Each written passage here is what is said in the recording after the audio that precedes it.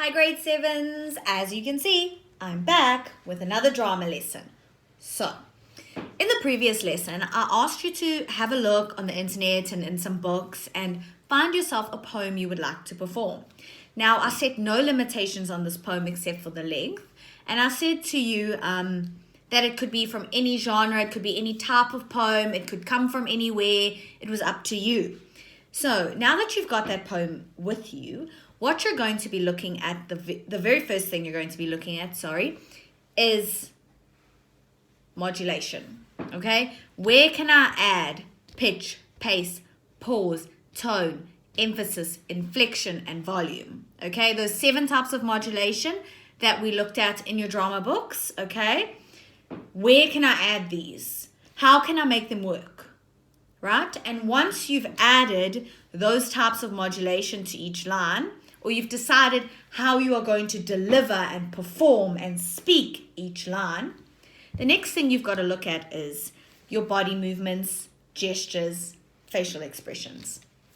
Now, I need to remind you that modulation, gestures, and facial expressions can make or break your performance.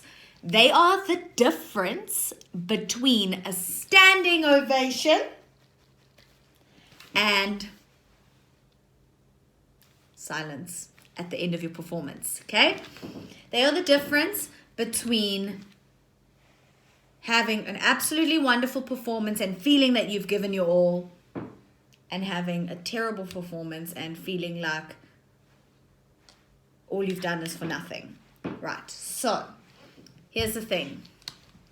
Facial expressions and gestures, there needs to be a balance with them. You cannot have too many and you cannot have too few. So if you have too many, you're going to look sloppy, unprepared, okay, over-exaggerated and distracting. Right now, I'm just doing whatever I feel like with my hands, and it doesn't add value. It doesn't make my performance better. In fact, it distracts you from what I'm saying, okay? On the other hand, though, if you have no gestures, no facial expressions, no modulation, and you talk like this for your entire full-on performance, it would be very boring, it would be very bland, and most importantly, it would be very unexciting. So that's what you've got to do. You've got to have a look at where's the balance, okay? I don't want to have too many gestures and I don't want to have too few. And my facial expressions don't need to be over the top. They need to be just right for how this poem feels. Okay, remember you need to read through the poem and say, okay, this is a really sad poem. Let me tell my face we're going to be sad. Well, this poem's got a lot of anger in it. Get ready, face, we're going to be angry.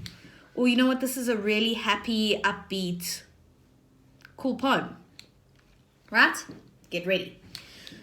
So your facial expressions and your gestures and your modulation, all 3 go hand in hand into making your performance.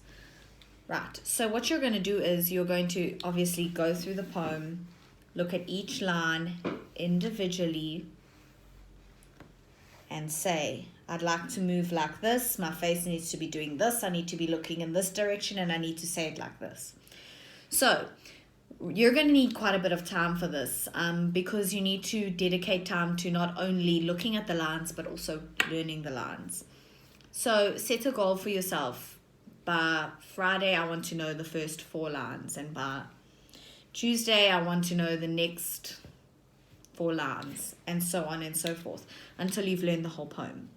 Okay, so that is where we stand right now. This is where we are. You found a poem and you're working on performing it.